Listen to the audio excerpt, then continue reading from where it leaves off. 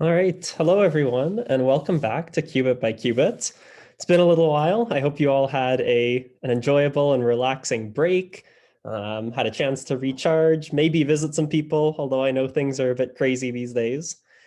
We're back now, though, for the second semester, and you might recognize I'm a new face, so I will be your TA for the next couple of months to finish off this course. My name is Corbin. I will introduce myself a little bit later in the presentation. So today we're going to be talking about NumPy. So basically, starting off where we left off in the previous semester, we had learned about Python, we had learned about linear algebra, how matrices and vectors represent various things in quantum computing. Now we are going to sort of put these two things together and find out how to start doing some basic quantum computations in Python. Now, before we get too far, though, this is the first lab back. So, it's been a few weeks since we saw you. We also have some new students joining us, which you may or may not know. And so we're going to go over some of the same logistics and ground rules that we did in the very beginning, both as a refresher for current students and also as an informative bit for new students. All right, so a quick program for today, just as a general overview. Like I said, I will do another introduction for myself, just as the TA. Then we'll go over logistics and ground rules, which, as I said, should be a review for everybody who was here before. Again, I think it's good to go over it again. And for those of you who are new, this is just sort of the basic ground rules for this course and participating in it. Then we'll go into sort of like the normal stuff that happens in labs. So we'll have a attendance quiz just to find out who all is here. We'll have some pre-lab feedback on Zoom. Then we'll do the main lab content itself, followed by some post-lab feedback. So this structure will be very familiar to some of you and will get familiar for all of our new students. Now, before we continue, I am just going to take 1 second to do a configuration thing here. Just bear with me for a sec.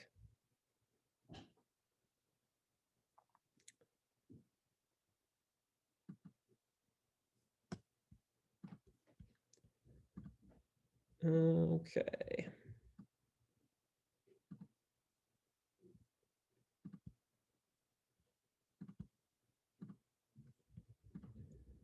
Okay. Cool. I think we are ready to go. So sorry for the delay. Without further ado, let's jump into things.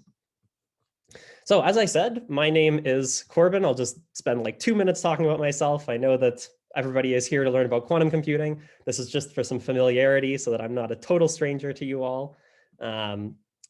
So let's go ahead with that.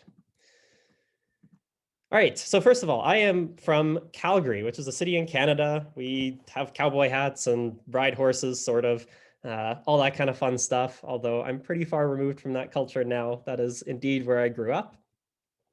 I got my introduction to quantum computing actually in high school as well, in a high school course, or a high school program, I guess, for quantum computing at the Institute for Quantum Computing at the University of Waterloo. So that's just a shot there of what our little classroom looked like. Clearly, things have progressed a lot now. We're all learning online. There's many more of you here, which is awesome to see. And that's honestly part of why I was so excited to start teaching this course, is just because I myself got my introduction to quantum computing in high school at a fairly early stage. And I'm really excited to bring that to many more people as well. After high school, I went to university at the University of Waterloo. I studied software engineering. So in contrast to many of the other people who teach in this course, I come from more of a like computer science, software engineering background. And I am in my final semester of this, so I'm almost done. And I was a researcher and still am a part-time researcher at a startup called Qubit, which works closely with the quantum computing labs at MIT and Harvard. A few fun facts about me. I really like these two games. I don't know if anybody here plays them. Probably a few of you do. And I also love garlic toast for whatever reason. And we thought it would be fun to throw in something just for the times right now. So it being January 12th, we are in the year 2021. I thought I would talk about one of my New Year's resolutions, which is to get a little bit more sleep. I found myself, not sleeping super well over the past couple of months. So this is my New Year's resolution: get to bed at a consistent time, wake up at a consistent time, be happier and healthier. So for a few course logistics, first of all, homework for this week. The week 10 homework is completing the technical assessment. So the technical assessment is just a way for us to become familiar with where you're at right now. So there's probably instructions on there, but you're not supposed to really look at external resources. You don't have to, try and get all of the questions correct. This is really just for us to know where you are coming from right now and what your current technical abilities are. It is due, like all the homework assignments, on Sunday at 11:59 p.m. Eastern Time on Canvas. Second logistical point is, well, what is Canvas? It contains all the required course information and materials. So this is sort of like a big, part of it is like a big Dropbox where we just have all of the various files that you might need. But Canvas is also the place where you will get announcements. You can also do your quizzes on there, all that kind of thing. A few quick notes on Canvas. TAs will not be able to respond to messages on Canvas. So we'll get to how you contact TAs in just a moment. But if you have a question on logistics, so, I don't have an account, I need to switch lab sections, anything to do with the sort of administration of the course, you have a question about grades, any of that kind of thing, you should send an email to student@qubitbyqubit.org. That is the main administrative contact. Now, Piazza is a second website that we use for basically all course-related questions. So these are questions about the actual content we're teaching. If you're struggling with a homework question, that's the kind of thing that we will discuss on Piazza. And Piazza is where TAs will be to answer any of your questions about the course content. So look at the answer on Piazza. Feel free to look at similar questions before you post one of your own. It's very likely that someone else has had a similar question before. On Piazza, you can post your question in folders, so just try and organize it according to which week we're in. And then the final point here is just that we are exploring lots of new content in this semester, and we will likely answer your questions in future weeks. So sometimes we won't spend tons of time going into an answer during one week, just because we know it's going to be coming up very soon.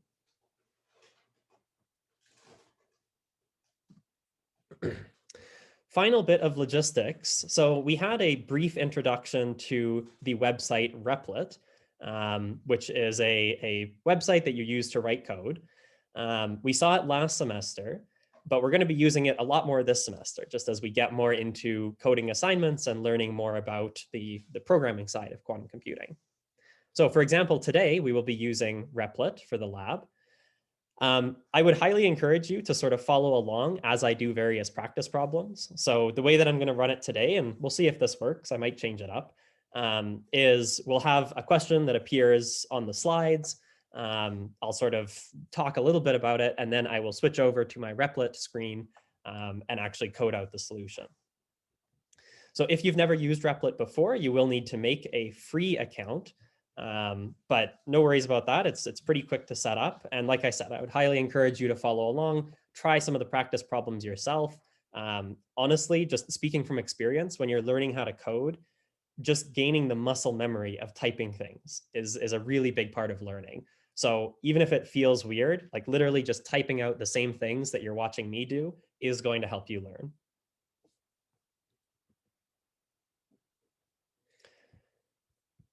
All right, I think I saw something flash in the chat. Yes. Okay, so Heath here is just sending out some links for everybody.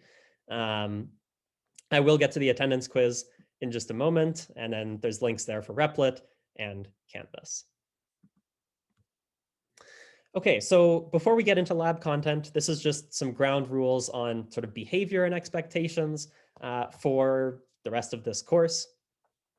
The primary goal for all of us here, the teaching staff, the teaching assistants, the instructors, we want to ensure that every student feels welcome and included. So we are going to, I'm going to try my best to make sure that everyone has a chance to speak up. We will have little periods for questions at various points during this lecture. But we really just want to make sure that no matter where you're coming from, whatever your background, whatever your level of experience, that you do feel welcomed here. So there's lots of opportunities to ask questions. There's lots of opportunities to get practice. We've really done a lot to try and make sure that you always have resources to either help if you're struggling or to go further if you already understand the content and learn more on your own. Second point is just some rules for being on Zoom on these meetings.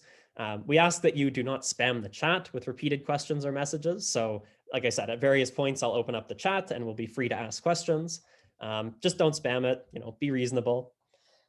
Second point is just to not put answers to problems in chat unless I ask you to. So we don't actually have any examples of this today, but in some of these labs, I will have practice problems where I will literally put a problem on the screen, wait for 2 to 3 minutes for you all to do the problem on your own, and then put up a Zoom poll that will ask you for your answer. So in those, we just ask you to enter the answer on the Zoom poll, not in the chat. Third one is just to keep your questions relevant. If you have any questions that are sort of quantum computing related, but not directly related to the lab content, we just ask you to put those on Piazza. My priority during labs is going to be to try and make sure you understand how to do the questions you need to do the homework. That's really sort of the key point of the labs, on top of just providing more explanation for the concepts we're covering.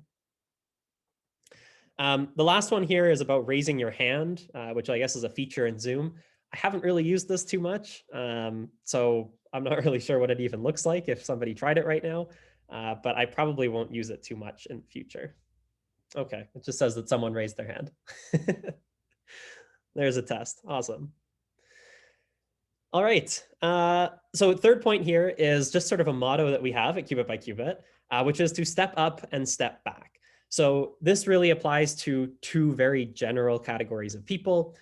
The first one is if you're someone who doesn't tend to speak as much in class, often feels shy to ask questions, we're really encouraging you to step up. And all that means is to be very forward with asking questions. We really don't want you to feel frightened or intimidated to ask any questions. I am here to answer your questions and, like I said, to make sure that you understand the content and can do the homework. So please, use us for that, ask us questions, feel free to step up and make your voice heard. The second general category is for people who tend to be more forthcoming, tend to ask questions more readily. And for those people, we ask that in general, you try to take a step back. Now, that doesn't mean that you are not allowed to ask any questions. Of course, you're still allowed to ask questions. Just be conscious of the fact that there are other people in the class who might be a bit more shy, and you should give them space to have their voices heard as well.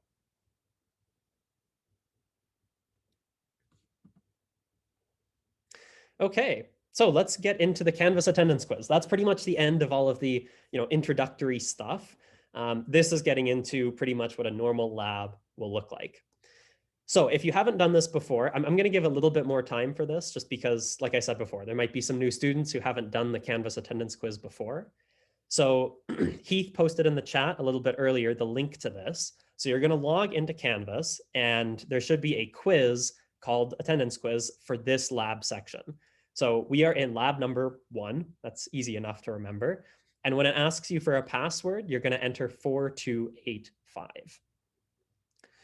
Once you get into the quiz, there should just be one question there, which is open-ended. What topics are you most excited to learn this semester? We will be getting into a bunch of things. Like I said, more quantum programming. We'll be learning a lot more about quantum mechanics, so more mathematics and theory. And then toward the end of the course, we are going to be discussing some of the foundational quantum algorithms that launched this field to where it is today, how they work, what they do, and what the math looks like behind them. And of course, throughout this whole process, we will be sort of learning how to use Qiskit, which is an actual quantum programming framework that you use to write code on actual quantum computers. So there's lots of stuff to be very excited about. We want to know what you're most excited to learn. As you might have guessed from the format of this question, there's no correct answer. And that is a common theme for all of these attendance quizzes. So these attendance quizzes never have correct answers. You're never going to get graded on them. But you always have to fill them out because it's how we count your lab attendance. If you don't do this, we won't know that you attended the lab. Just as another minor point, these slides that I have will always have the Canvas attendance code, the Canvas attendance quiz passcode in the bottom right of the slides. You might have noticed that in previous slides as well. So if you ever come late to a lab, that's really the primary purpose of this. If you ever come late after I've shown this slide, you can just go ahead, log on to Canvas and fill out the quiz on your own using that passcode. So like I said, I'm going to give just a couple of minutes here to make sure that everybody can do this properly. I'm also going to turn on the chat. So if you have any problems with going onto Canvas, with filling out this attendance quiz, feel free to just drop them in the chat and we will see if we can address them here. Otherwise, like I said, I'll just give a couple of minutes for everybody to fill out the attendance quiz to make sure that your attendance is counted here today.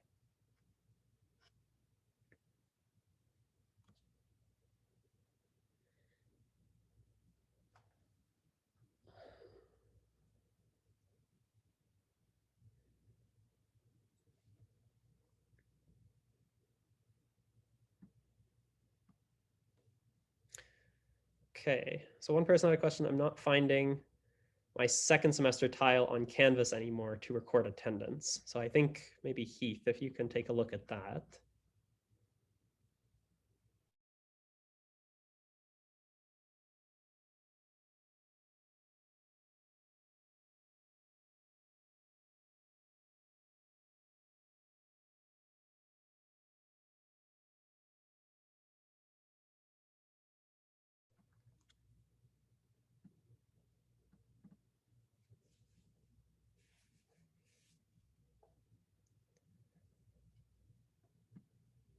Yeah, so if you can't see the attendance quiz for any reason on Canvas, I know we're in a new semester, so there's new configuration, you have to be added to new courses and all that kind of stuff. I think the best thing to do there, as I was sort of mentioning before, is to email student@qubitbyqubit.org. They should be able to sort that out. Don't worry about missing the attendance quiz. You can just say in your email that you were not able to see the quiz on Canvas. You were there, but they told you, or I told you, to email student@qubit.qubit. They should still be able to give you attendance for this lab.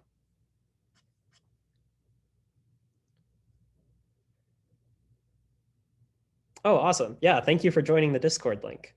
I forgot to mention that, but yeah, there is Discord for this course. I don't know if that one's the official one or if that's one that you all just created for yourselves, but absolutely, like feel free to interact with each other, help each other with homework, all that kind of stuff. That's great.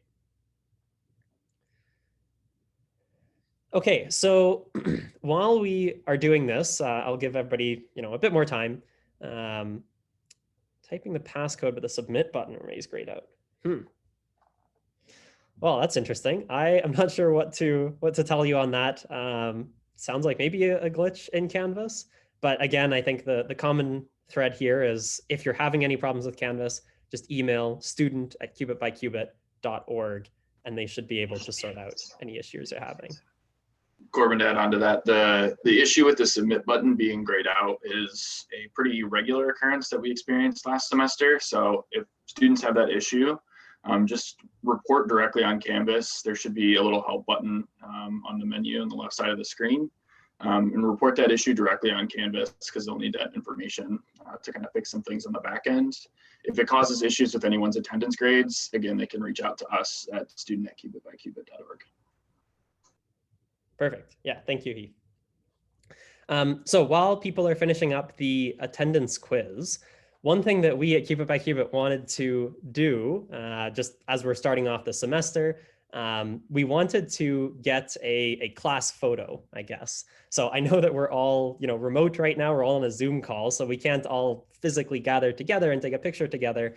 But we wanted to get as many people, if you're comfortable, to turn on your cameras on your computer, just for now. Of course, you're always welcome to have your cameras on. I'd love to see your faces whenever possible. But right now, as we take this photo, if you are comfortable with that, please go ahead, turn on your camera, and I believe Heath will be taking that picture.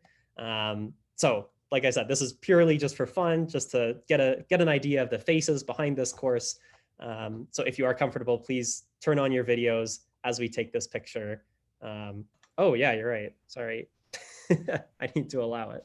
Let's see. Actually, Heath, do you know how to do that? I think that might be something specific with their technology. I don't think that's something that we're controlling Oh, at the actually, moment. here we go. Maybe try now and let me know if it works now.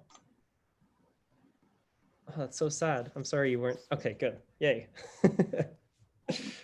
And then Corbin, did you want to stop sharing your screen for a moment so I can get kind of a full view? Awesome. All right, perfect. Bunch of smiling faces. All right, everybody.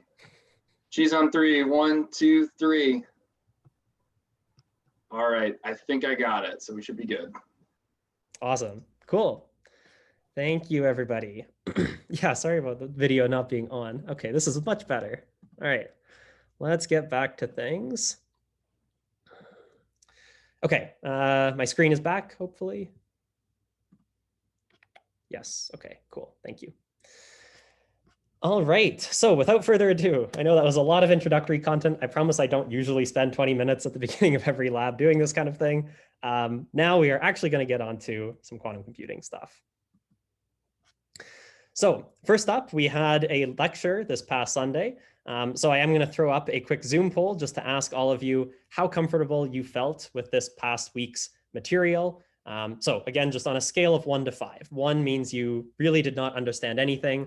5 means that either it was very easy or you had already seen all of this stuff before. These pre-lab Zoom feedbacks don't count for marks at all. In fact, I don't think they're even recorded. It's just for me to see right now where everyone's at. So I can either go a little bit faster or a little bit slower, depending on how we're all feeling about the content.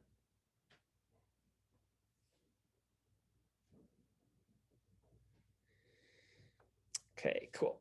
So I'll let people keep voting on there for a little while I go over our agenda for today. So as I said, we will be going over NumPy as sort of the primary subject of today's lab. We're going to start off, though, with just a few quick slides on some concepts. So we'll introduce what the quantum stack is. So this is review. And then we'll talk a little bit about Python and what libraries are. So if you've programmed before, this is definitely review. But for those of you who haven't, I'm going to use hopefully some familiar analogies to try and share what we mean when we talk about the quantum stack, what we mean when we talk about libraries, and ending off with, well, what is this NumPy thing that we're going to be learning today? And then the bulk of the lab is going to be learning NumPy. So we'll talk about sort of an introduction to NumPy, very basically, how to use it, how to import it, how to start it.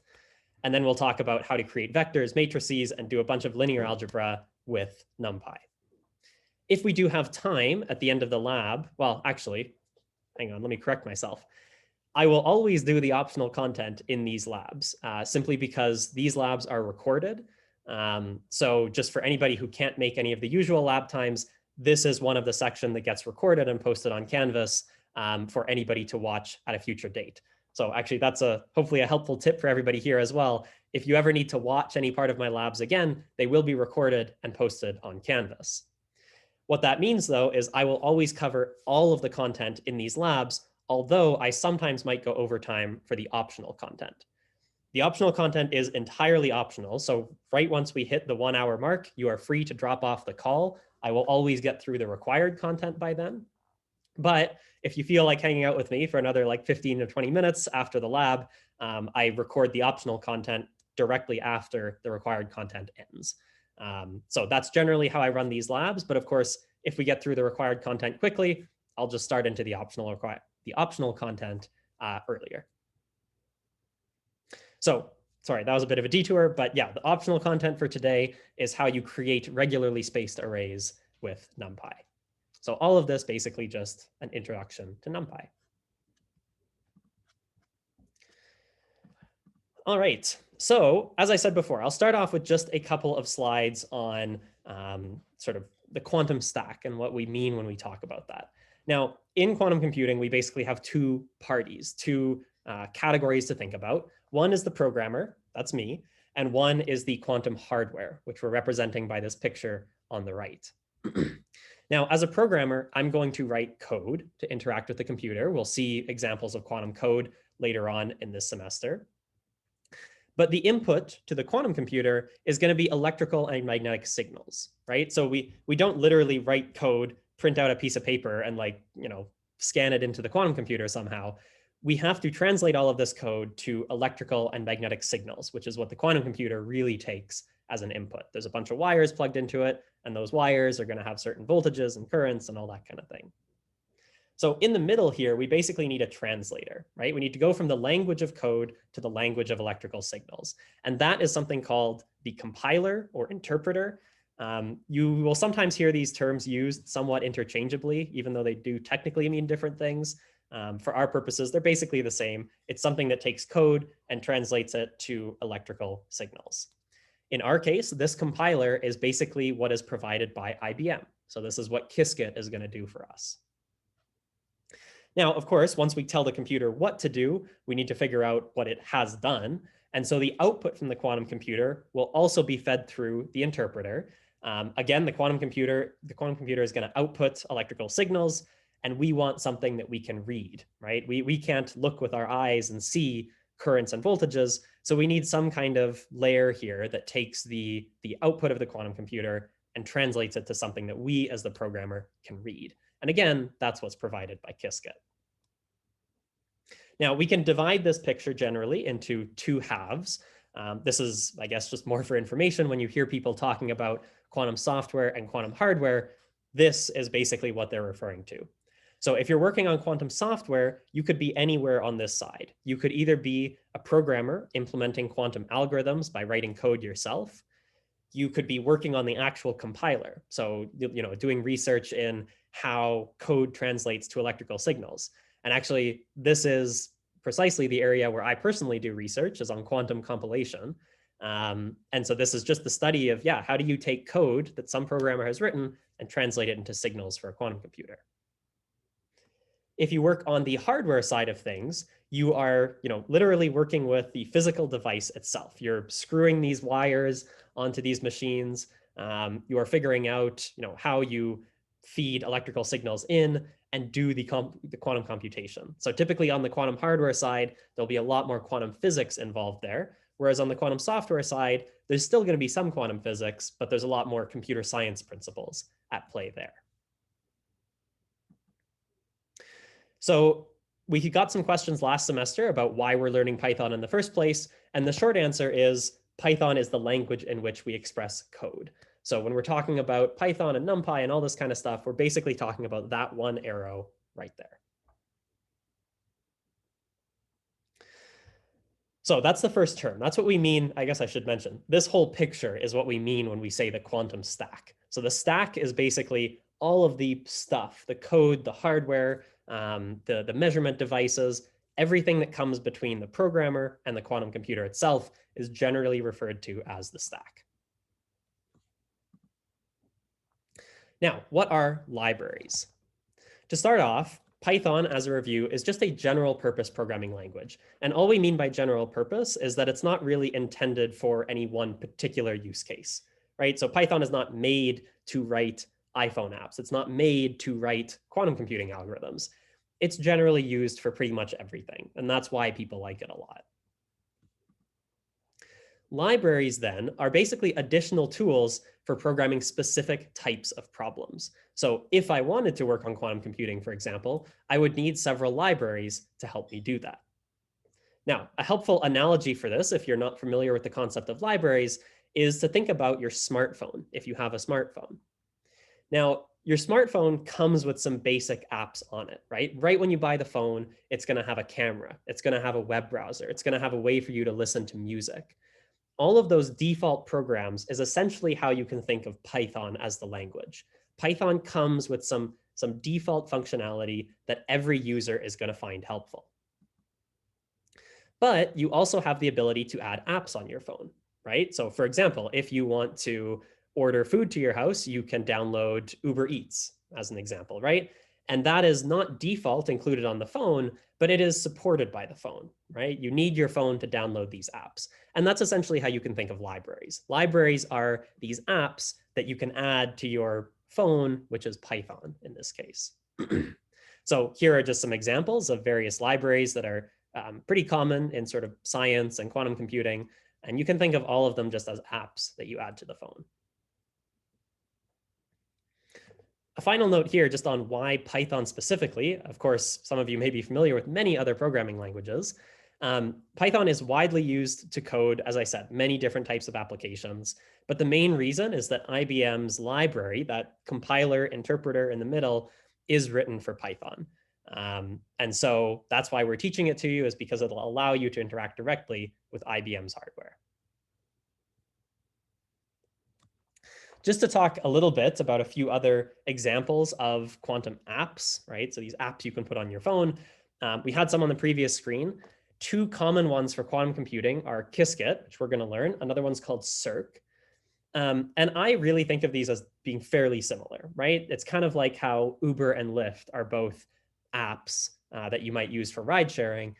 Qiskit and Cirq are both libraries that you would use for quantum computing. The difference, one is developed by IBM, one's developed by Google. Qiskit is specifically developed for use on hardware, right? So you can actually run algorithms you write in Qiskit on a quantum computer, which we're going to do later on this semester. Whereas for Cirq, it's mainly built for simulation. So it will simulate a quantum computer, but not actually run it on the real hardware. That's not super important to know. It's just a little bit of background on the ecosystem. This lab, of course, is going to be all about NumPy, which is the library we'll be learning about first. So let's talk a little bit about what NumPy is before we jump into code. And I will have a slide for questions coming up very soon. NumPy is a library for numerical computing. So this is basically programming math, as I like to think about it. And so we've been doing a whole bunch of math by hand, right? Matrix multiplication, we learned matrix vector multiplication, we learned dot product, we learned magnitude and absolute modulus, all that kind of stuff. All of that can be done in code, as you might imagine, and NumPy is one way to do that. We learned before that qubits are represented as vectors, quantum gates are represented as matrices, and NumPy is going to allow us to create all of these things in code and basically do math with them. That's a high-level explanation. I think the best way to learn this, though, is really just by seeing with our own eyes what NumPy can do. Here's just one quick example, though, of where mathematics comes into things. This is an example that we have seen many times in the last semester. And the way that you would, for example, solve for the output state here, if we didn't know it, I know it's there on the slide, but if you didn't know the output state, you would probably have done matrix vector multiplication by hand, right? And we learned how to multiply a matrix by a vector. Here, though, you can just plug this thing into NumPy and it'll do all of that math for you. So you might ask then, why did we go through all the trouble of making you do all this math by hand? The main answer to this is debugging. And debugging is just a term that programmers use for trying to fix your code. So suppose you write all of this code in NumPy that is supposed to solve for the output state of some quantum computing circuit, and you eventually realize that it's not working as expected. What is your next step? Primarily, you will be, going back and working through some of the math by hand. This is how I use all the math we learned in my day-to-day work. So, while you won't be doing most things by hand anymore once you learn NumPy, it is still really important to know how to do it by hand, because sometimes NumPy doesn't work exactly as you expect, and you will have to do the math by hand. All right, so I'm going to pause just to take questions. Okay, so just looking at the chat, typo in the input qubit in previous slide. Oh, maybe.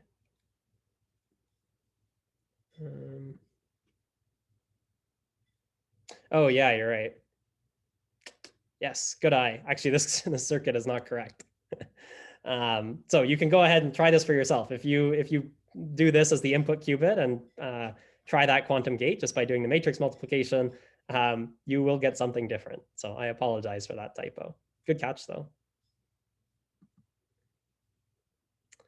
All right, so does anybody else have questions before we move on? Feel free to just throw them in the chat. I believe we should be able to write in the chat right now. Yeah, so if anybody has questions, feel free to throw them in the chat. Otherwise, I will keep going with the lab. So somebody asks, are there any other ways in NumPy for us to debug code? Yes, there are, right? So there are ways that you can debug code that come more from computer science rather than math. The way that we are going to encourage you to do this, though, is how I've said here, basically trying things by hand. Just because oftentimes with NumPy, we'll see this in a couple of slides, but there's some things that can be ambiguous. And if you don't work a lot with NumPy, you can very easily get confused and do the wrong thing in code that you are expecting to do with the math. So yes, there are other ways to debug. We're not really going to go into them in this course, though. The main way of debugging is just going to be trying the math by hand. Somebody else asks, do we only need to have Replit opened up, or are we downloading some apps? The only thing we're going to need for right now is Replit. I believe we are going to have to download some stuff in the future. I'm not 100% sure about that. But for today, you just need Replit open in your browser. All right, so let's keep going here. Just a little bit of an introduction on NumPy. Now, when you want to use a library, the way that you do this in Python is you say import and then the library name. And you can optionally add this as X prefix onto it just to give yourself an abbreviation. So NumPy is used so frequently in quantum computing and a lot of other fields that we will often abbreviate it just as NP instead of trying to write out NumPy every single time we want to refer to the library. So in the future slides, we'll see NP a whole bunch, and that's just a short form for NumPy. All right, so let's dive right into things. First thing that we want to know is how to define vectors and matrices. So we're going to start off here with a vector. Suppose we have A equals 1, 4, 6, 7i. This should look familiar from the previous semester. The way you do this in NumPy is with the np.array function. So array is going to be used to define both vectors and matrices, as we'll see in a few slides. But just take a look at this. We will do an example that includes it very soon. But np.array is sort of like the fundamental building block for everything we're going to do in NumPy. Now, one other note here, you might notice that the imaginary unit I has been written as J here. Now, these are the exact same thing. In Python code, we write the imaginary unit as J instead of I, which is honestly just a convention thing. Mathematicians will typically use I, physicists will typically use J. And so in NumPy, they've decided to go with the physicists convention. This is something that's just an inconsistency. It's kind of annoying, but we just have to get used to it. So every time that you would write 7i as the imaginary unit, you'll instead write 7j. Next up, how do you find a particular element of an array? Well, you can use the square brackets to what we call index into an array, and that just means to pick out one particular piece of it. Now, here we have an array, same one from before, or a vector. By the way, I'll say array and vector interchangeably, just because in NumPy, they are the same concept. So here we have an array, 1, 4, 6, 7i. And if we wanted to print out an element from this array, we would do a and then square brackets 2. We read this as a at 2. Now, one big caveat for programming, though, is that indices begin at 0. So a at 0 will give you 1 in this case. A at 1 will give you 4. And what we have here, print a at 2, will actually print out 6. So this is a little bit confusing, but your counting has to start at 0 instead of starting at 1.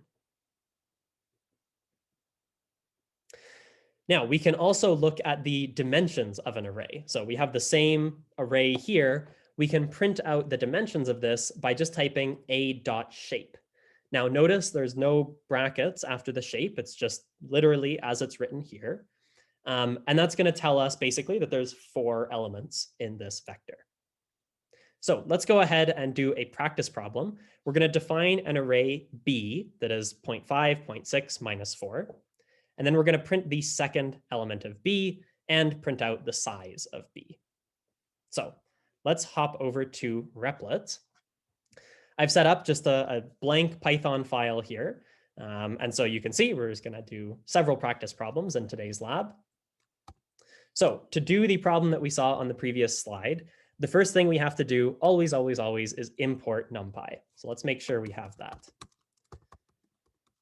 You can always basically just copy exactly the text that was in the slide, which is this import NumPy as NP. Just copy that into your code. It'll always do what you want. Now, I'm going to go ahead and define a vector. So I believe it was what? 0.5, 0.6 minus 4. So again, to do this, we're going to use np.array. Now you open it up with brackets. You also have to put square brackets in here. That's just a thing you have to watch out for. And I forgot again, 0.5, 0.6 minus 4. Okay, so that should give us our vector. Now, next step, we wanted to print out the second element. So the second element here is going to be 0.6. But remember, if we did print B at, second element, this would actually print out minus 4 because our counting starts at 0.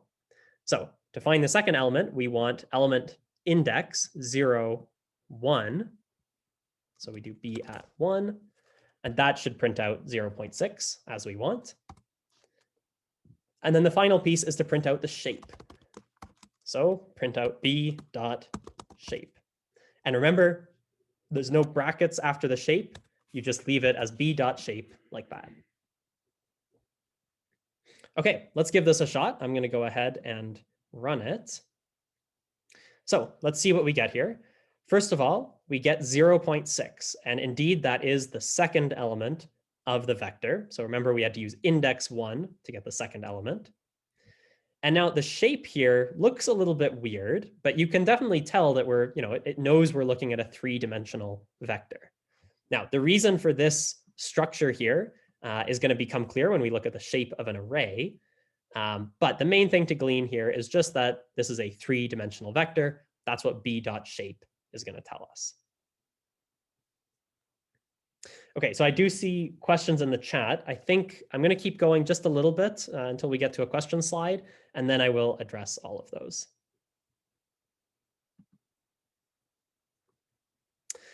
Okay, so actually, let me just see how far it is. We still have a while to go before a question slide. So why don't I take questions right now?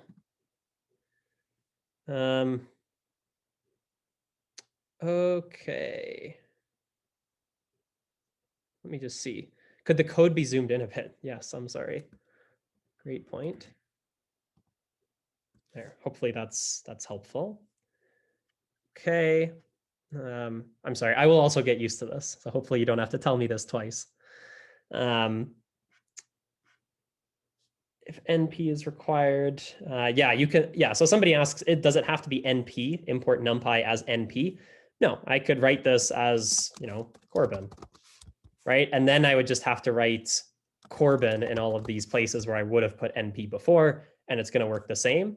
NP is just sort of a convention that you will often see in quantum computing because it's fast to type, basically. Which is what people said. Awesome. Am I supposed to be on a team Replit? No. So you're just supposed to go ahead and create a standard free account on Replit. You should be able to do that. It shouldn't cost you anything to create an account, and you should be able to write Python code just like I'm doing right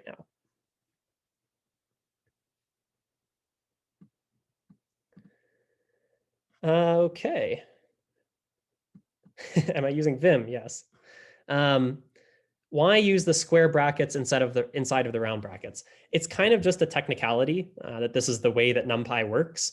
There would be a way to do this where you would only use the round brackets, but NumPy has chosen to do it in this particular way where you have to do round brackets first, then square brackets inside of that.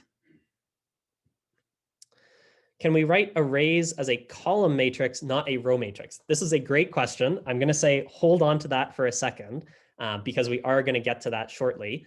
You might have noticed that, here, it's not entirely obvious how I would have turned this from a column vector into a row vector or vice versa. And honestly, it's not really clear whether I defined a column vector or a row vector here. So yes, we're going to talk about that in just a few slides.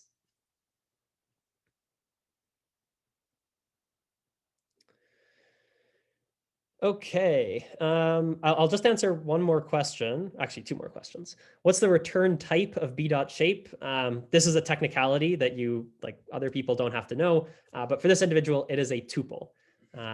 So actually, this will become clear when we look at matrices. But b.shape always returns a tuple that basically tells you how many rows and columns there are. Because here we only have a vector, it's only giving us one number. I'll talk more about that in a sec, though. So last question that I'll answer is just somebody asked about, again, the difference between round brackets and square brackets. So they are correct in saying that square brackets define a list, right? So when we were looking at arrays before in just regular Python, square brackets defined just a list of numbers. And that's exactly what it's doing here as well. These round brackets are calling a function. So it's kind of like how before we might have seen, we might have defined a function, myfunc of x, and then it would do stuff, right? And then you would call myfunc of 1, for example. And what that's doing is it's passing 1 as the value x, and then the function runs. We're doing the same thing here, but now we're passing an array as the single argument to np.array. That's what's really happening here. Would it be nicer to just define it like this? I kind of think so, but that's a decision that the NumPy creators made, that you have to pass it as an array. So we always need those square brackets there. Okay, great. Let us move on. So math with NumPy arrays. Let's do another quick practice just to show that NumPy really is, you can do sort of standard looking math with it. So let's add and subtract some arrays. The only caveat here is when you use square root in NumPy, we're going to recommend that you always use np.sqrt. Sometimes I'll abbreviate that as squirt, same thing as square root. So we want to have a and b as 1, 0 and 0, 1. I'm just going to comment out what we have up there. And for this problem, again, we're going to have a equals. We want a vector. So the way we do that in NumPy is np.array, round brackets, square brackets, and then our numbers. This is going to be 1, 0. And I'll do something very similar for b, round bracket, square bracket, 0, 1. Okay, so now that I have those defined, I want to create C and D, which involve A and B. So first of all, C is equal to, okay, I think I might have lost connection there for just a sec. So C here is equal to, we have just A plus B divided by root 2. So I'm literally just going to write that. A plus B divided by, but for square root, remember we use np.squirt 2. So this is how you would write it. It is also, by the way, perfectly valid. Maybe I'll show this for D. You could write it literally as you see here. So 1 over square root of 2 times A minus B should also work. So 1 over np.squirt 2. Just note that I put these in brackets times A minus B. Right? So this is just how you would write it in long form, writing all of the operands explicitly. All right, so let's go ahead and just print these for ourselves to see. I'll print C, and I'll print D. And let's see what happens. Okay, so this is what we expected. If you do this math in your head, you might recognize these, by the way, as the plus and minus states, the ket plus and ket minus states. Now here you'll notice it doesn't actually write square root of 2 for you, which kind of annoying, but it's going to write the decimal expansion for square root of 2, which if you plug it into your calculator, it's 0.707, blah, blah, blah, blah, blah. Actually, sorry, this is 1 over square root of 2. That was a brief slip of my tongue. Okay, so addition and subtraction of vectors. works the exact same as adding and subtracting integers in Python. Let's learn another concept. So we know that we can take the transpose of a vector, right? So this is where we went from a column vector to a row vector, or from a row vector to a column vector. And remember that the way we denote transpose is just by putting this superscript t on top of the vector. Now, the way we do that in NumPy is just the .t suffix. So here, if we had a np.array called b, which is 1, 3, 4j, and we want to create its transpose, we would literally just do b.T. So it looks, again, it's designed to look very similar to this notation we use in math. There's not really a way to do it, an easy way to do subscripts in programming. So it's just going to be b.T. Now, some of you might be really sharp, and you might have picked up on the fact that there are 2 square brackets here, in contrast to what we saw in the previous slide. And this is where we start to get into some of the confusing bits of NumPy. Now, the way that we were doing it on the previous slides is fine, but when you use 2 sets of square brackets, what you're doing is creating a vector that is defined as either a column vector or a row vector. In the previous slide, when we were using only 1 square bracket, this is very, very loose, but it's roughly speaking something that's not defined as either a column vector or a row vector. NumPy is going to sort of do its best to figure out which of those it should be. But by doing double brackets like this, you are telling it specifically, this should be a row vector. So when you write it like this is going to be a row vector. Now, there will be more examples of this. So just note that in your head. Using the double brackets is just sort of a more explicit way of saying, do I want this to be a row vector or a column vector? Next thing that we'll talk about briefly is the conjugate. So remember, we learned about conjugate of complex numbers. All it meant was to switch the sign on the imaginary term. You can write it as either a bar over your number or a little star. And all you use for this is the array name .conj. And so here, note that there are brackets after it. I know it's confusing, like, for shape and t, there's no brackets. For conjugate, there are brackets. Just refer back to these slides whenever you're confused. So let's do a quick practice problem. We're going to create an array A that looks like this and print its conjugate transpose. So that's going to use both transpose and conjugate that we saw before. I will note this is a row vector, so I'm going to use this double square bracket notation to define it. So here we go. We are going to define an array A equals, so this is going to be 1 over root 2, 1, 1j. So np.array, double brackets here, 1, 1j. And then the whole thing is divided by np.squirt 2. So that's how you would define this vector in NumPy. And then we want to print out its conjugate transpose. So how would we do that? I'm going to do print. And then how do we do this? So A dot, first we want the conjugate, right? Conjugate transpose.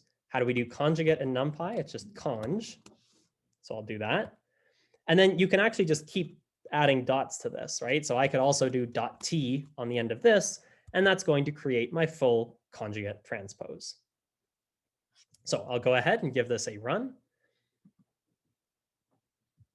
And indeed, here we see a column vector. So note how now it's printing out one on top of the other, which is correct, right? The transpose of a row vector should give us a column vector. And it's also taken the conjugate. So here we just had 1, but we had a positive imaginary term here.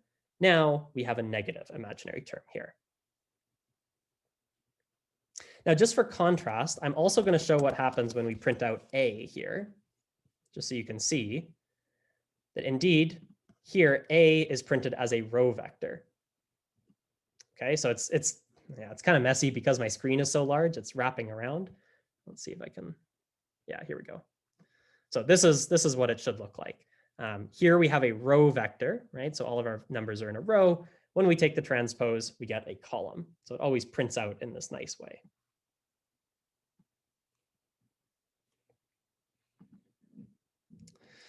So that's the conjugate transpose. Whenever you see that little dagger, remember, we would sometimes write conjugate transpose with a dagger. There's no direct way. Actually, there might be a direct way, but the way that we'll do it in NumPy for now is just to write .conj.t, and that'll be the conjugate transpose. Okay, so I'm going to pause for questions here and open up the chat. I know that we are running a little bit low on time, so I do apologize for that, but I want to make sure that everybody is clear on what we have seen so far. So if you do have any questions, feel free to go ahead and throw those in the chat. Good so far. Double bracket meaning. Yeah. The double bracket thing, honestly, is confusing even for those of us who use NumPy on a daily basis. Like I said before, the way that I think about it is that double brackets make it explicit whether you're talking about a row vector or a column vector. So I've only shown you how to use double brackets to make a row vector. The single bracket form is sort of, you leave it up to NumPy to figure out which one should be best utilized. Don't we need to pass any value to the conj function? No, you don't.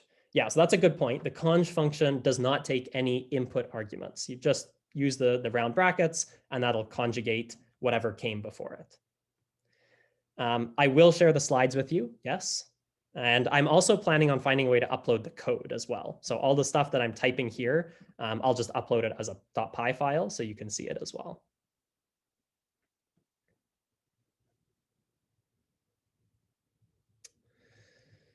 Okay, the T in B.T is for transpose. That's correct. And why we use J, not I. You know what? If I remember, somebody can remind me. I'll talk about why that is in the optional content. I don't want to take too much time here. But yeah, there is a story for why we use J instead of I. Will the code be available? Yes.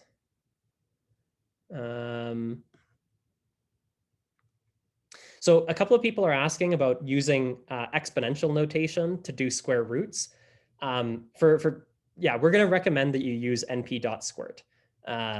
You can use the exponential notation for simple cases, but the tried and true way that will not fail you is to use np.squirt.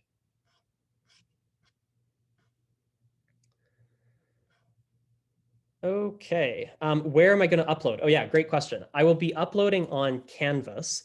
And the way this will work is I will post an announcement that goes out to everybody in this lab. So it'll basically be an email. Like if you haven't changed your notification settings, it will send you an email when I post that, which should be shortly after this lab, that has all of those attachments. Okay, cool. So I'm going to keep going just in the interest of time. I apologize for the pacing here. I feel like this has been a common concern with a lot of TAs. It's just that there's a lot of content to cover. But there's one thing that I really want to get to here, which is matrices. So we've been talking this whole time about vectors. Of course, the other key component is going to be matrices. And the way that you do this looks very confusing and convoluted, is to write an array of arrays. So if you look at what's going on here, there's one set of sort of outer square brackets, right? So everything inside here is contained in a round bracket, square bracket combination, just like we saw at the beginning. But instead of listing individual numbers, we're listing arrays of numbers, right? So this is nested arrays. And the way that this works is you're going to give NumPy each row of your matrix. So notice here, my first array is the first row of my matrix. My second array is the second row of my matrix, and you can keep adding rows just like this.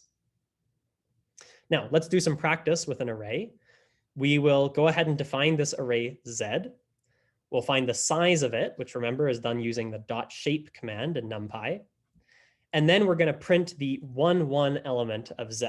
So all we mean by this, it's row column. So first row, first column, we're expecting to print out a 1 here. Okay, now I know there's a bunch of stuff in here that we haven't seen before. So let's hop over to Replit again and do this as an example. So I'm going to define my array Z.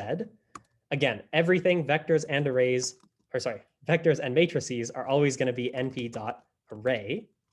round bracket, square bracket, we always start off the same way. But now we're going to pass it a list of lists, basically. So the first row of my matrix is 1, 0. The second row of my matrix is 0, minus 1. Right? So I'm literally just reading off what this matrix is. You pass it in row by row. Now, next step was to find the size of Z. So I'm going to print out Z dot, and remember the keyword here is shape. And what we're expecting here is that it says it's a 2 by 2 matrix, right? So we'll see what it says in just a sec. And then we want to print the 1, 1 element. So we will try one way to do this first. I will print Z at, so remember we use these square brackets to index into an array. But remember our indices start at 0. So if we want the 1, 1 element, what we're really looking for, that's the first row, first column, which in programming is like the index 0 row and the index 0 column. So I'm just going to try doing something that you might think looks reasonable, 0, 0, just like that, putting a comma in between it, and we'll go ahead and try running this. Perfect. All right, so first thing I printed was the shape.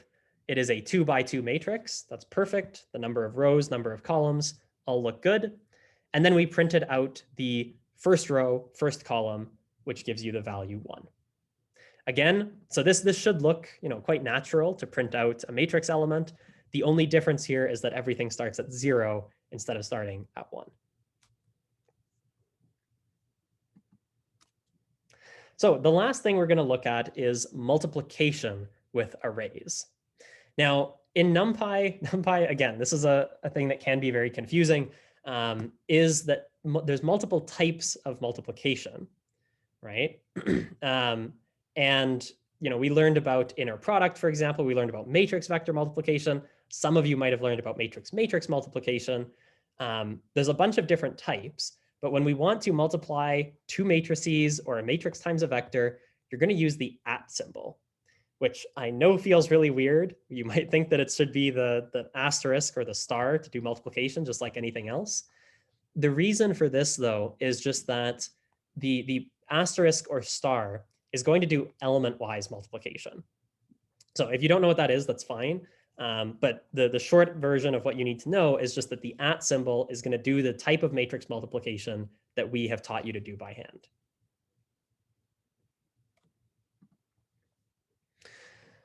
Okay, so let's put this all together in a big sample problem. I know, by the way, that I'm over time. I apologize for that. But like I said, this is the last example, so we should be done shortly. Okay, so this problem statement should look very similar to what we saw in the previous semester, right? We start off in the ket1 state, which is written as 0, 1. And then we're going to apply a Z gate followed by an H gate and measure the result. What is the state of the qubit at the end? So hopefully you have, if you remember some things from last semester, you would know how to do this by hand.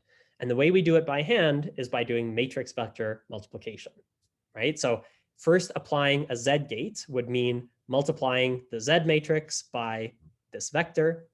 You would take whatever answer you get from that and multiply it by the H gate, which is this matrix right here. Now, you could do this by hand, and in fact, it might be a good practice problem to try it by hand. But we're going to go ahead and get NumPy to do it for us. So here's what the quantum circuit looks like. Again, we start off in this state, apply Z, apply H. What do we get as the result? We're going to break this down a little bit. So we define a qubit state psi as this vector, 0, 1. We're going to apply the gate Z, which looks like this, to it. And then we're going to apply the gate H to that result. And that should give us what we want. So all of this has been English so far. Let's go ahead and do it in NumPy. All right, so we want to define the state psi, first of all. So I'm just going to write psi equals. Now, remember how we define a vector? np.array, round bracket, square bracket. And my vector here is just going to be 0, 1. So I'll write it like that. Next up, I'm going to define each of my gates. So I'm going to write here z equals, now again, matrices also use np.array, round bracket, square bracket, but now I'm going to pass it each row of the array as a list. So the first row is 1, 0. The second row is 0, minus 1. Okay, and now finally I'm going to define my h gate, which again, we just use np.array, round bracket, square bracket. And then we're going to have 1, 1 as the first row and 1, minus 1 as the second row, just reading off of this right here.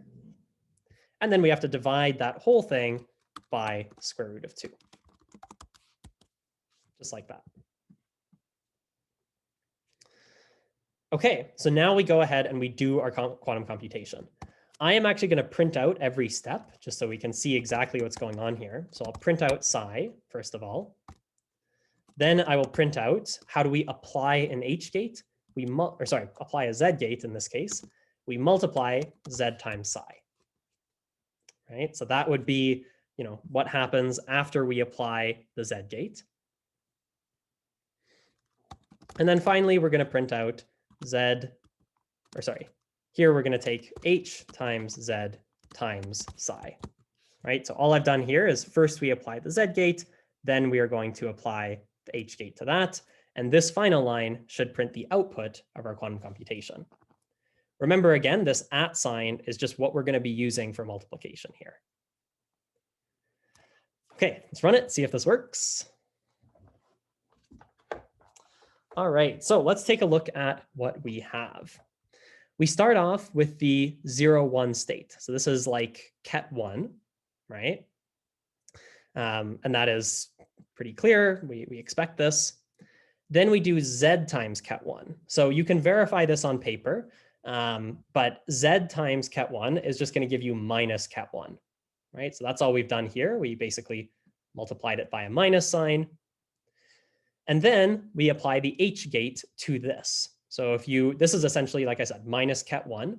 If you apply the h gate to this, you should get minus ket minus. Bit of a mouthful there. So if you remember, ket minus would be a positive 1 over root 2 and then a negative 1 over root 2. But if you have a minus ket minus, then you will get minus 1 over root 2 and plus 1 over root 2 as your answer. So this is indeed what we expect. And this is basically how you do the types of problems we saw last semester in NumPy. Okay, so that was a lot of content, sorry. I'm going to pause for questions again in just a moment, but first let's summarize what we've learned today. First of all, we've learned that Python is widely used to write programs that can run on quantum computers. That's why we've been teaching it to you. That's why we're using it for this course. We learned about libraries. They're basically like apps on your smartphone. They extend the default functionality of what was on your phone. Finally, we learned last semester that qubit states can be represented as vectors, quantum gates can be represented as matrices, and using NumPy, we can define vectors and matrices with np.array, and then we can do addition and subtraction with normal plus and minus, but to do multiplication, we need to use the @ sign, was the only kind of weird thing there. Okay, so let's pause for questions. I have a feeling there's probably going to be a lot of questions after that. So let's go ahead and open up the chat. Feel free to throw questions there, and I will do my best to address a whole bunch of these. Okay, so first question was, how do you declare a column vector? And actually, yes, sorry. So to anybody watching as well, I know that we're over time. Feel free to drop off. This is one of the benefits of having a recorded lab, is that if you do feel lost on anything, you can go back and watch the recording, right? So even if you have something right at the hour you need to drop off, you're free to do that. I won't take it personally. And yeah, you can just go ahead and watch the recording afterward. Okay, so yeah, the first question here was, how do you declare a column vector? So I mentioned before, I'll just make a little section here for questions. How do you define a column vector? So we learned before that defining a row vector is done using double brackets, right? So a row vector let's call it this, would be np.array, round bracket, square bracket, as always. But then to define specifically a row vector, we have to have another set of brackets here. And then I would do, 1, 1 or something. How about a column vector? Well, you again use np.array, round bracket, square bracket. But now, so I guess the easiest way to explain this is to think about matrices, right? So a row vector really is just a 1 row by 2 column matrix. And so we use the same notation we would use to describe a matrix, right? We start off with round bracket, square bracket, and then we pass it every row. In this case, there only happens to be 1 row, right? And so it looks a little bit weird. What about for a column vector? In a column vector, that is really a 2 by 1 matrix. There's 2 rows, but each of the rows only has 1 column. So I'll do the same thing here. I'll pass this as each row of my matrix. So my first row is a list, but it just has 1 thing in it. And then my second element is also just 1 element, like that. So again, the way to think about this is that you're passing a list of rows, right? But the weird thing here is in a column vector, your rows only have 1 column, right? And that's why this looks a little bit funny.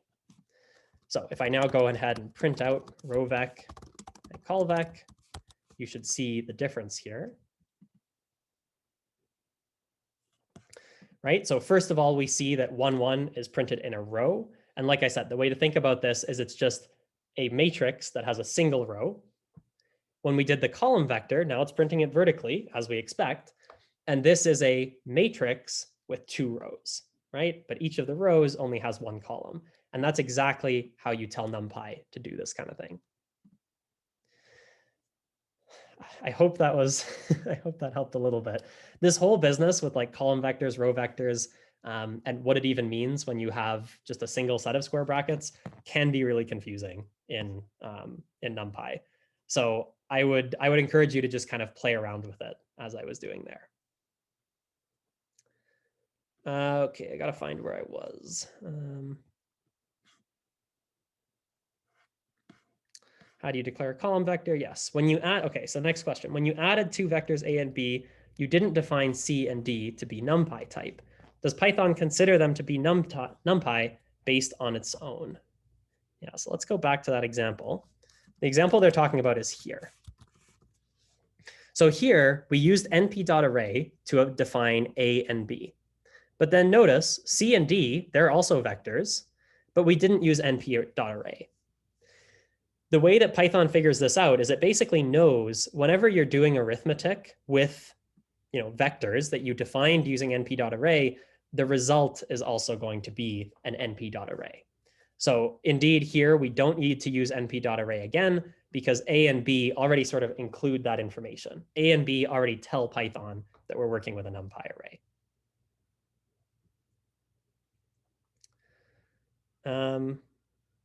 Okay, let's see.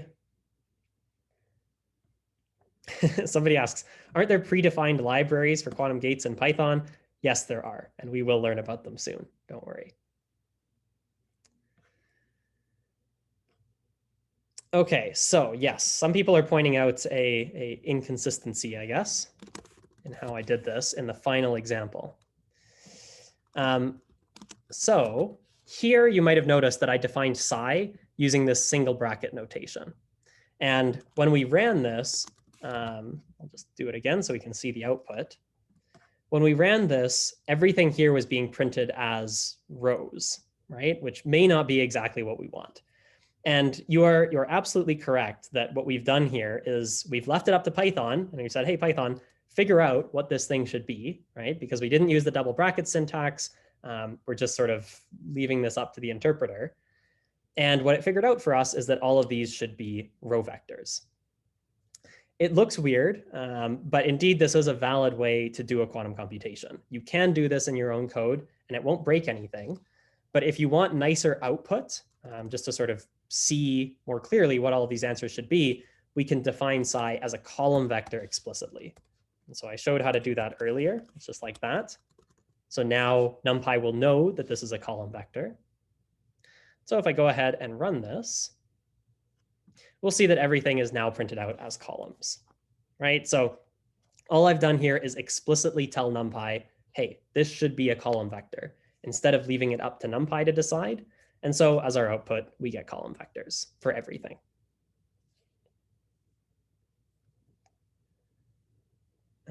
Okay.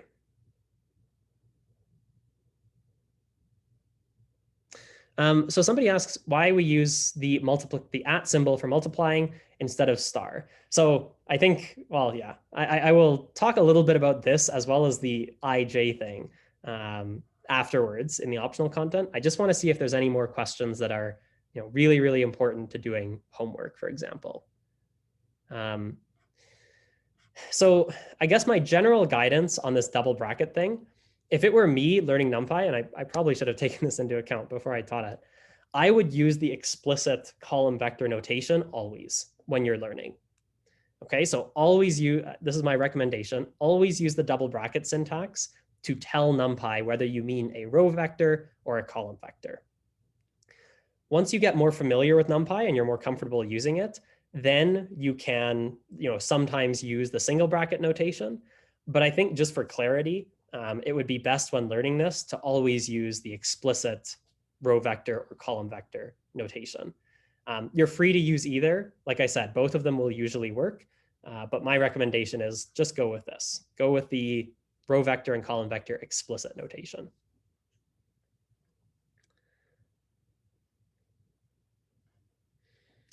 Okay. Yeah, sorry. So a lot of people were asking about that, why we had defined psi using single square brackets. Like I said, it happens to work in this case, but I would recommend in general, use double brackets to make sure you tell NumPy whether it's a row vector or a column vector.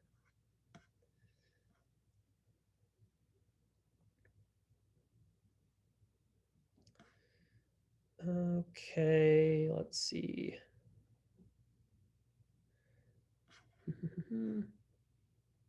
Oh, actually, sorry. So somebody's asking about square root. This is a good question as well.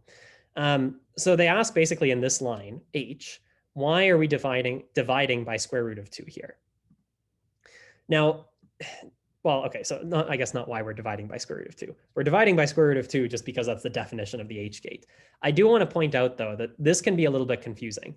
np.squirt2 has nothing to do with vectors or matrices, even though, when we've been using np.array before, that always was a vector or a matrix definition.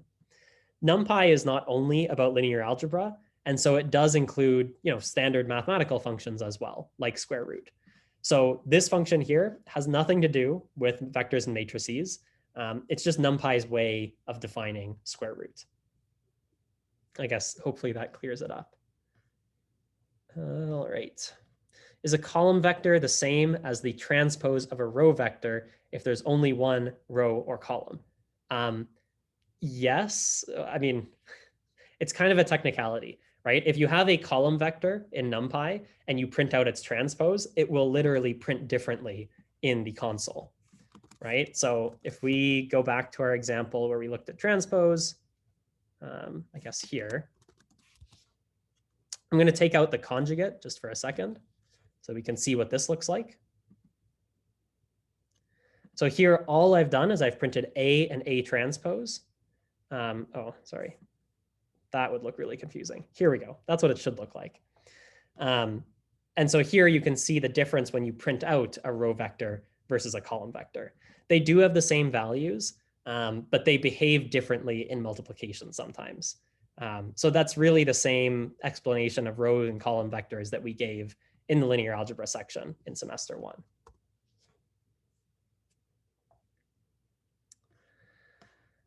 Okay, yeah, the multiple line comment thing. Sorry, yeah, command slash is indeed what I'm using. Okay.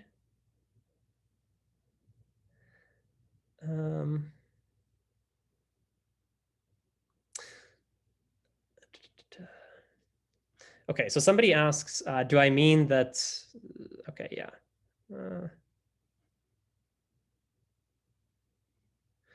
Okay, sorry, we're getting lots of questions. I'm not going to answer everything here. So if I don't answer your question, please feel free to post it on Piazza, and we will try to get to it. I'm just scanning the chat right now for anything that would be sort of critical to doing this week's homework.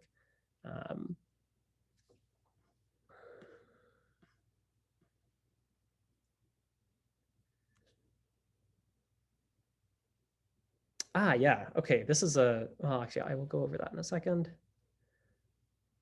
What is the zero between the two elements in the row vector?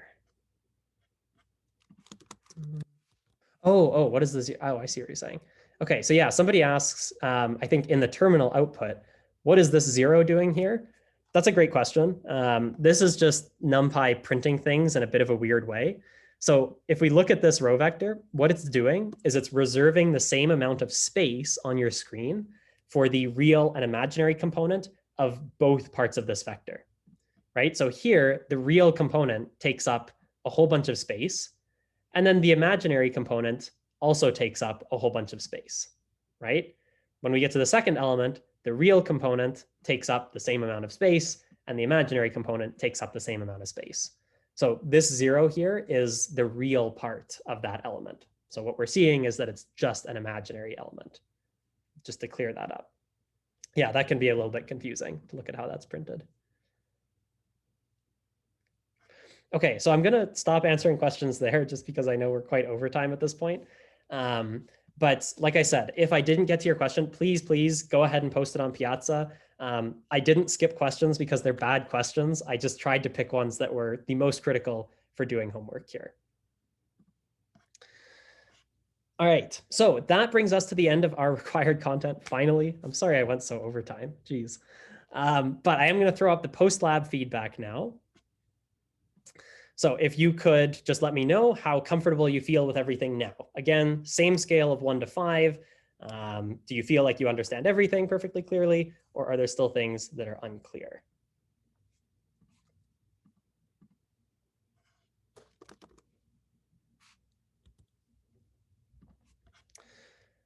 Okay, so as everybody is doing that, we are going to move on to our optional content now. So I know some people already had to drop off. Again, that's totally fine. This is recorded.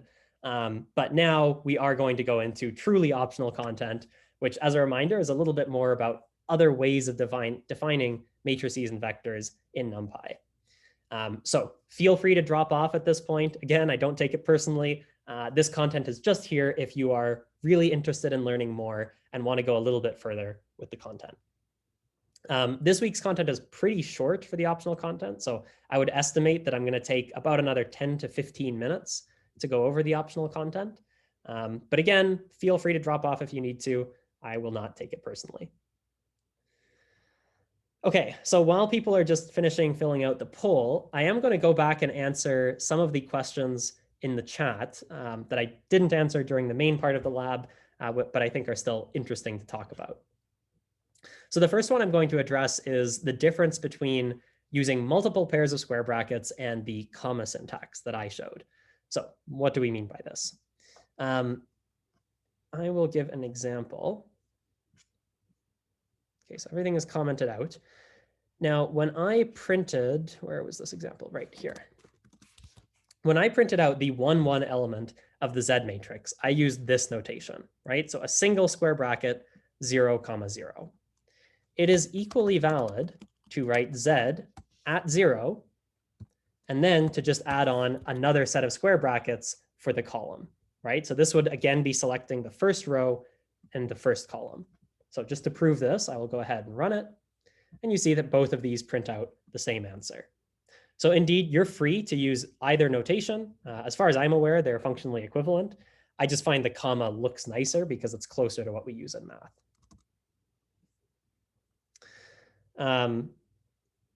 Okay, the other question that somebody had, oh yeah, the IJ thing. So I'll talk briefly about that before we go into the optional content.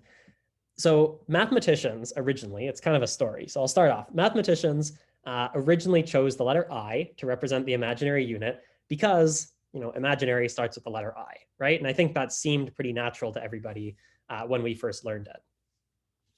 In physics, though, the letter I is often used to represent current. So when you're talking about the current through a wire, you'll often say that, oh, the current is I, just like the voltage is V, the force is F, the current is I. Now, the reason for that is that the person who originally discovered current and sort of came up with this concept was French. And if you look up the French word for current, it starts with an I. So very convoluted, I know, but the basic story here is that I was used for current. And so when physicists started using imaginary numbers, they said, well, we can't use I again.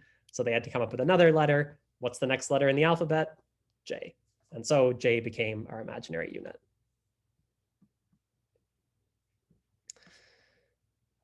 Okay. So I forget if there were any other questions. Oh yeah, so somebody asks how you define 3x3 and 4x4 matrices. It looks very similar to how we defined a 2x2 matrix. You follow the same rule. You use np.array, round bracket, square bracket, and then you pass in all of the rows. But you can pass more rows if you wanted to. So here I'm going to do a C0 gate. I know I don't think we've learned that yet. So don't worry if this does not look familiar. But I just want to demonstrate how you would do a 4x4 array as an example. So again, I use np.array, round bracket, square bracket. But now I'm going to pass in the rows to my matrix. So the first row in this particular gate is 1, 0, 0, 0. The second row is 0, 1, 0, 0. The third row is 0, 0, 0, 1. And the fourth row is 0, 0, 1, 0. So that is way too large to fit on my screen right now. So it might not be totally clear. One thing that we will sometimes do just to make an expression like this look nicer is we'll break it onto a second line. So we'll do something that looks like this. Oops. And then finally put that there. So this is also equally valid. Notice that I didn't type any more or fewer characters with this, right? I still have the same round bracket, square bracket at the beginning, and then I give it a comma separated list of the rows of my matrix. This just makes it much clearer sort of what the matrix looks like, right? And so here I'm going to go ahead, oops. Here I'm going to go ahead and print C0.shape. So we can see that and print, I don't know, the first element again, just to show that this operates in the exact same way. So I'll go ahead and hit run.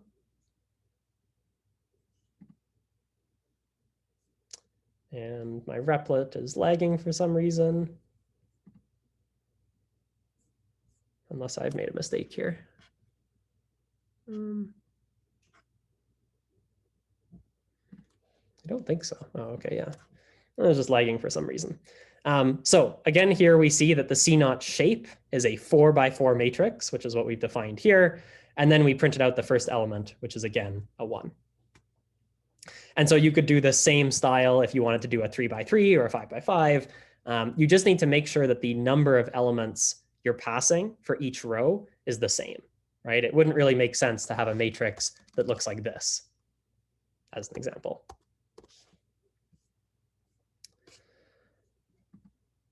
Okay, cool. So let's move on to the optional content then. And then at the end, I'm going to stick around and have more time for questions if anybody wants to ask them. Okay, so we're going to begin with a bit of a problem, which is that manually defining arrays can get annoying for large arrays. As an example, a vector that defines multiple qubit states, we've been looking at just a single qubit this whole time, which is just a 2-dimensional vector.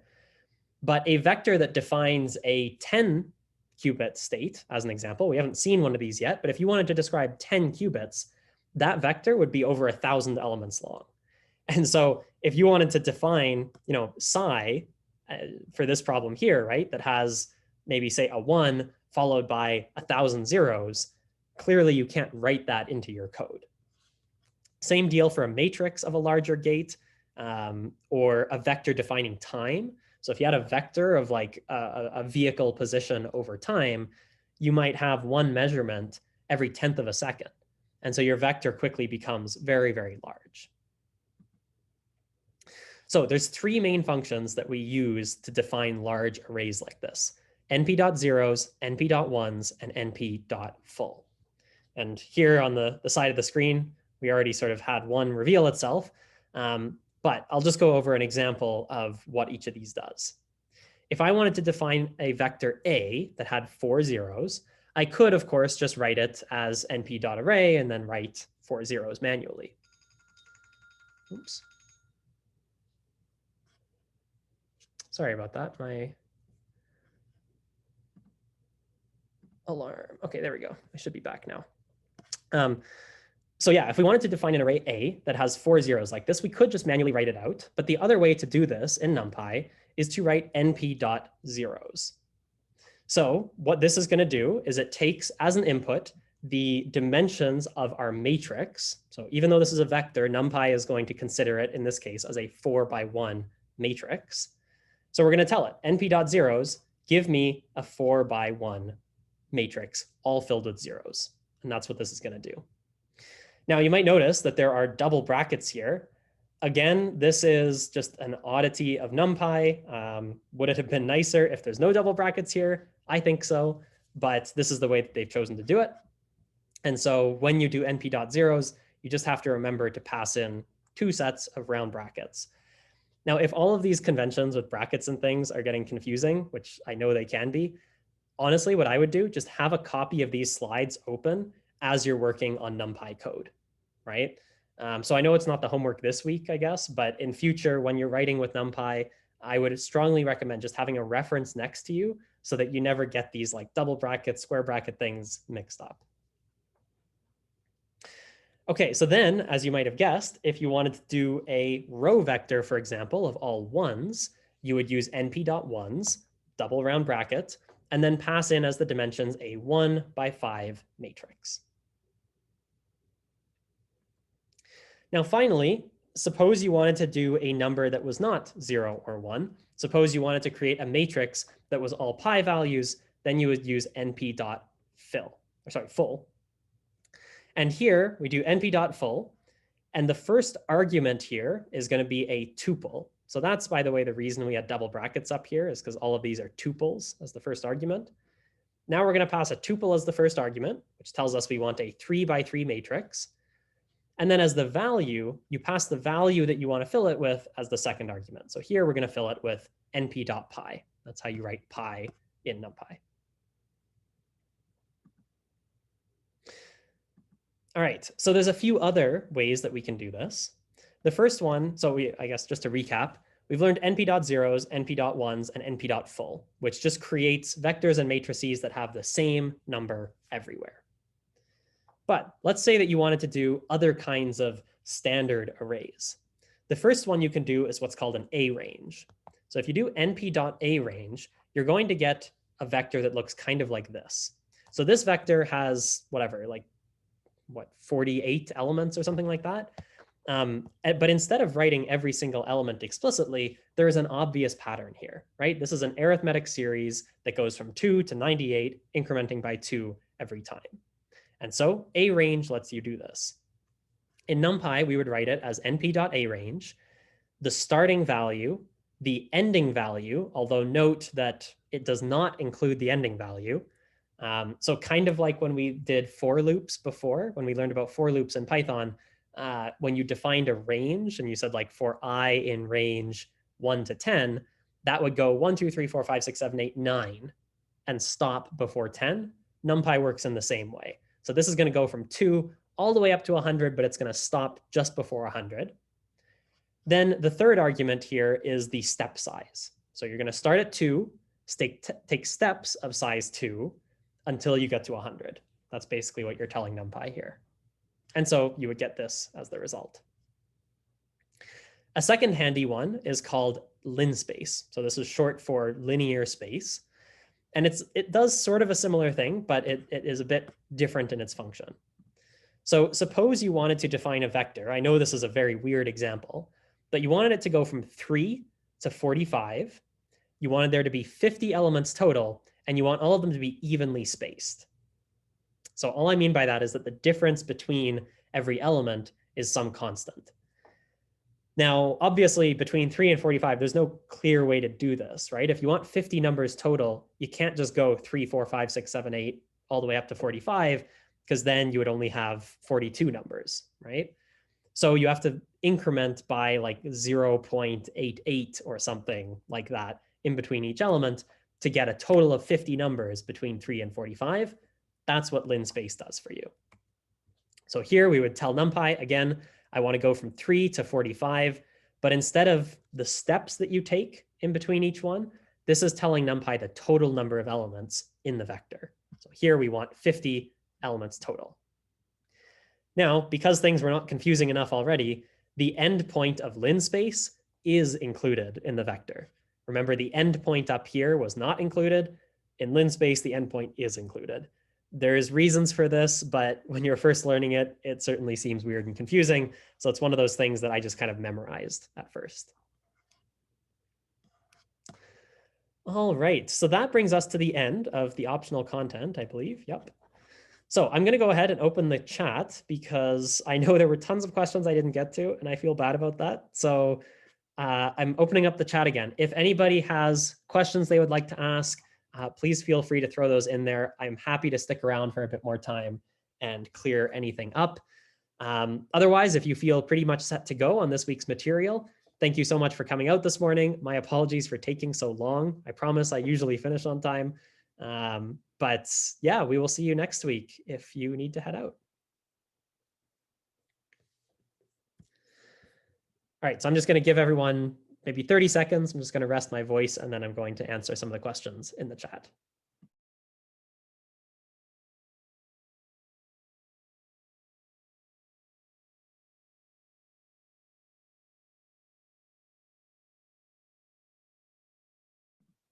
Okay, so let's see what some of the questions are.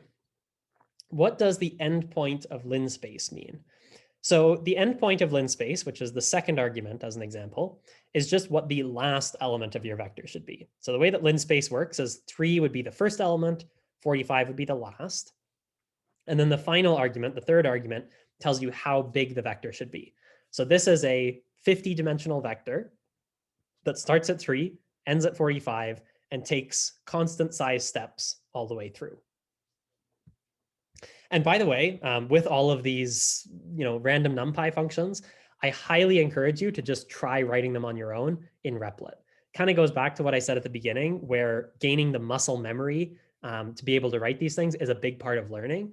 So I would highly recommend just sitting down and actually trying some of these things, right? Try to use arange, try to use linspace, print it out, see if it's what you expect. If it's not, try and figure out why. Negative numbers. So throughout this presentation, I guess maybe you're referring to negative numbers for arange and linspace. So I'm actually not, like, off the top of my head, I'm not 100% sure how they're handled. I think that you should be fine to use negative numbers in either of these cases. But again, the best way to find out would be just to try it. One thing you can do, I know, is you can just define a negative step, right? So if you wanted this to go from, if you wanted to flip it basically, right? Go from 98 down to 2, you would use a step of -2, right? Because this final argument here just defines the difference between consecutive numbers. Yeah. So somebody asks why we don't put round brackets at the end of shape. I guess I will give an actual answer here. I have a tendency, by the way, to sometimes just say like, oh, you don't need to worry about this for this course, which is fine. And I will continue to say that just to be clear. So to be clear, you don't need to know why we don't put brackets at the end of shape. But for those of you who are curious, the reason for that is that shape is not actually a function, right? So round brackets, when you put round brackets at the end of something, it always means that you're calling a function. Shape in this case is not a function. It's just a property of the matrix or the vector. And so that has sort of technical implications for how things are stored in memory. But that's the basic idea. It's not actually a function. It's just a value that is stored with the matrix. So you can always retrieve it very quickly. So you don't have to call a function to get it. You just need to access a property. Physicists also use J as current density. Yeah, they can't make their mind up. I totally agree. As if you continue studying STEM, especially once you get into university, you will 100% have physics courses where the same letter is used 3 or 4 times to mean 3 or 4 different things. It's really confusing. Turns out there's not enough letters in the English and Greek alphabets to satisfy physicists. All right.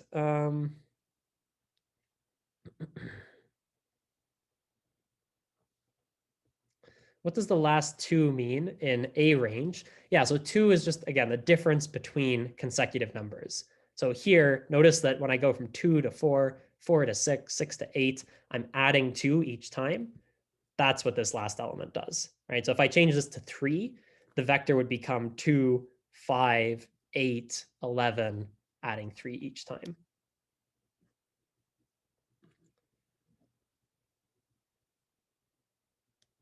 So somebody asked how to create a column vector with linspace or a range. That's a great question. I believe the way that you would do that is just by using transpose. So actually, I'm not sure though if a range by default creates a row or a column vector, but to switch them between each other, you would just use transpose. Yeah, as the next person says. Cool. All right. Somebody asks, is NumPy the only library used for this whole course? No. So NumPy is the first library we're going to learn, but we are definitely going to be learning Qiskit is another library. And actually, by the end of the course, you probably won't be using NumPy that much because you'll be very familiar with Qiskit. So NumPy is a useful tool, absolutely, but we are going to get more into sort of specialized quantum computing tools very soon.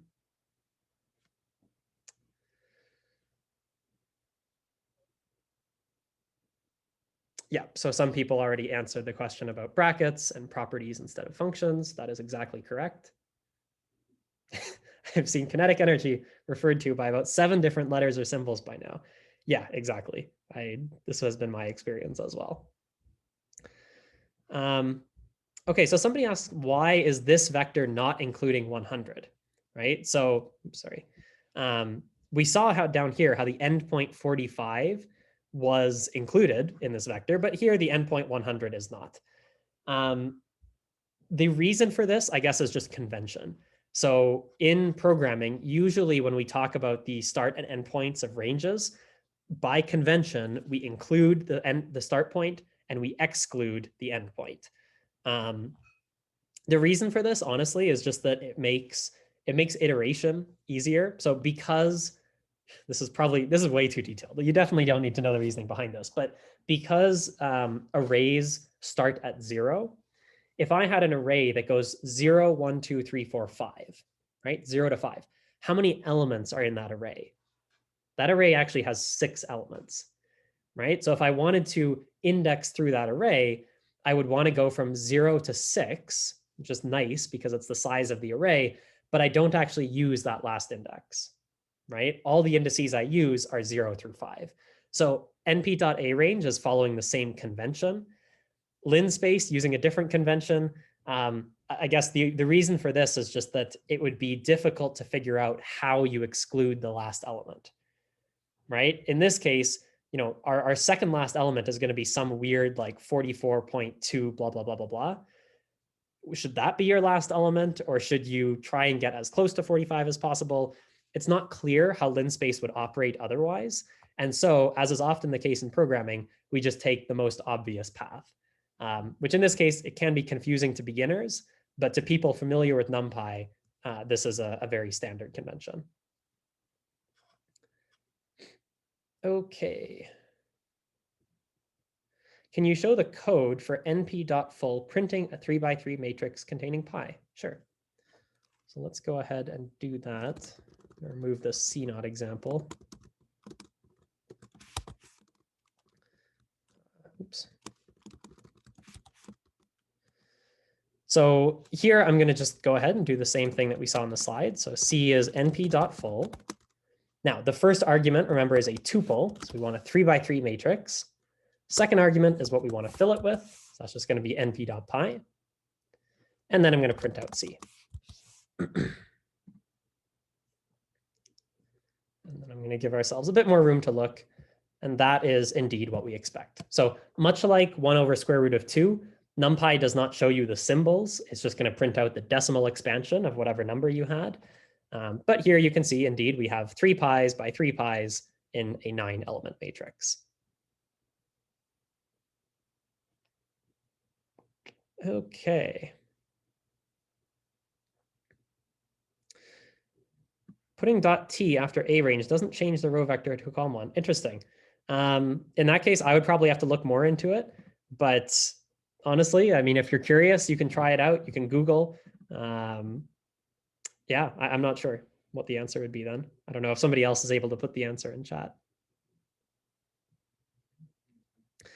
Somebody asked about Waterloo's MS and quantum information. I don't really know a lot about it, unfortunately. But yeah, sorry about that. I don't really know that much about it. Is it just, oh yeah, so actually a couple of people have asked about just the diversity of libraries that are out there. There's definitely more libraries than just NumPy. NumPy is one very valid and very commonly used example of how to do sort of linear algebra and various types of math. But there's tons of other ones. There's tons of quantum computing libraries, like, dozens and dozens and dozens. There's lots of them.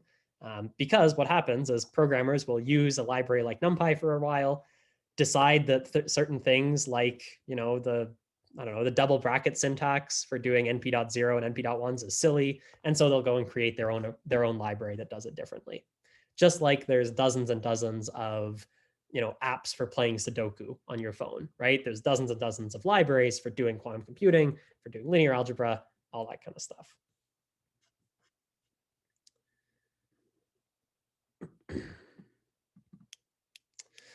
So specifically other libraries for quantum computing. So we touched on Qiskit and Cirq were the two examples that I gave earlier. But other ones would include, Q# is Microsoft's offering. You can also use, let's see. Well, there's ones in different languages, right? So those are the 3 that I'm familiar with in Python.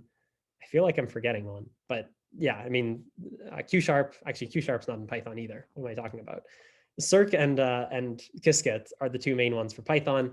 If you go to other languages, C# has Q#, Julia has Yao. There's a bunch of different options there.